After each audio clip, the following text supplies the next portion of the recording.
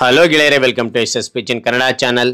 ಈ ಒಂದು ವಿಡಿಯೋದಲ್ಲಿ ಗಾಳಿಪಟ ಇಂಗ್ಲಿಷ್ ನಾವೇಂತೇವೆ ಕೈಟ್ ಅಂತ ಕರೀತೇವೆ, ರೈಟ್? ಹಾಗಾದ್ರೆ ಈ ಒಂದು ಗಾಳಿಪಟದ ಬಗ್ಗೆ 10 ಸಾಲಿನ ಪುಟ್ಟ ಮಾಹಿತಿ ಅಂತ ತಿಳಿತೋಣ. ಈ ಒಂದು ಮಾಹಿತಿ ಅಂತ ನಿಮಗೆ ಇಷ್ಟವಾದ್ರೆ ಒಂದು ಲೈಕ್ ಅನೇಕ ವಿಡಿಯೋ ತಲುಪುವ ಸಮಯ ತುಂಬ ಸಿಗುತ್ತೆ. ಇನ್ನೊಬ್ರು ಶೇರ್ ಮಾಡಿ, ಇನ್ನೊಬ್ರು ಸಾಧ್ಯ ಅಂತ ಅನೇಕ ವಿಡಿಯೋ ಚಾನಲ್ ಸಬ್ಸ್ಕ್ರೈಬ್ ಆಗಿ. ಹಾಗೆ ನಿಮಗೆ ಯಾವ ಒಂದು ವಿಷಯದ ಬಗ್ಗೆ ಪ್ರಬಂಧ ಬೇಕಂತೇಳಿ ಕಾನ್ಸ್ಟ್ಲಿ ಕಾಮೆಂಟ್ ಮಾಡಿ. ಆ ಒಂದು ವಿಷಯದ ಬಗ್ಗೆ ಪ್ರಬಂಧ ತೆಗೆಯಲು ಪ್ರಯತ್ನ ಬರ್ತೇನೆ ಅಂತ ಹೇಳ್ತಾ ಈ ಒಂದು ಮಾಹಿತಿ ತಿಳಿತಾ ಹೋಗೋಣ ಬನ್ನಿ. ಮೊದಲನೇ ಪಾಯಿಂಟ್ ನೋಡಿ, ಗಾಳಿಪಟವು ಆಕಾಶದಲ್ಲಿ ಹಾರುವ ಒಂದು ಮೋಜಿನ ಆಟಿಕೆ. ಗಾಳಿಪಟವು ಆಕಾಶದಲ್ಲಿ ಹಾರುವ ಒಂದು ಮೋಜಿನ ಆಟಿಕೆ. ಎರಡನೇ ಪಾಯಿಂಟ್, ಇದು ಕಾಗದ ಅಥವಾ ಪ್ಲಾಸ್ಟಿಕ್ನಂತಹ ಹಗುರವಾದ ವಸ್ತುಗಳಿಂದ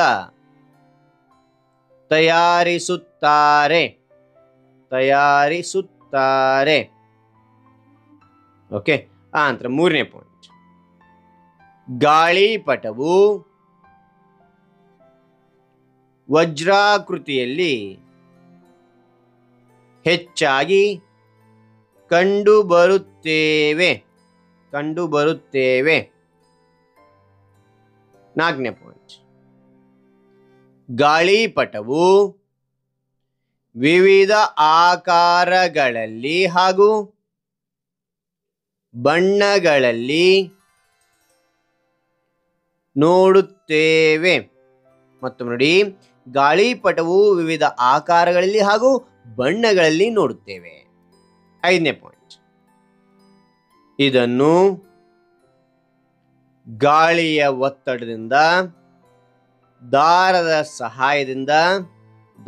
ಸಹಾಯದಿಂದ ಹಾರಿಸಲಾಗುತ್ತದೆ. ಓಕೆನಾ?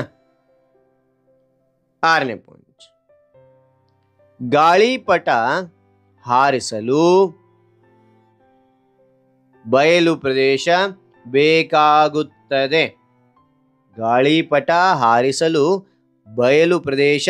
ಬೇಕಾಗುತ್ತದೆ.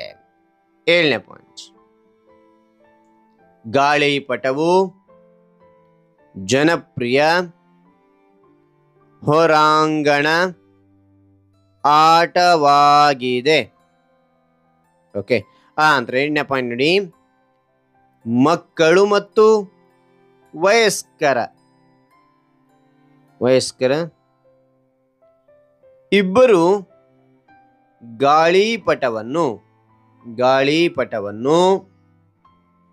ಆನಂದದಿಂದ ಹಾರಿಸುತ್ತಾರೆ. ಓಕೆ.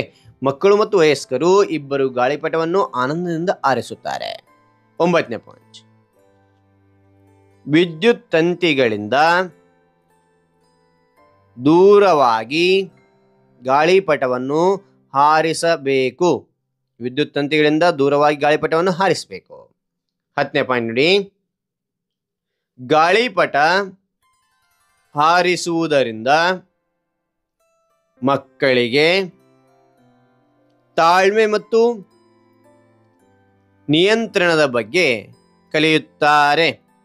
ಓಕೆನಾ?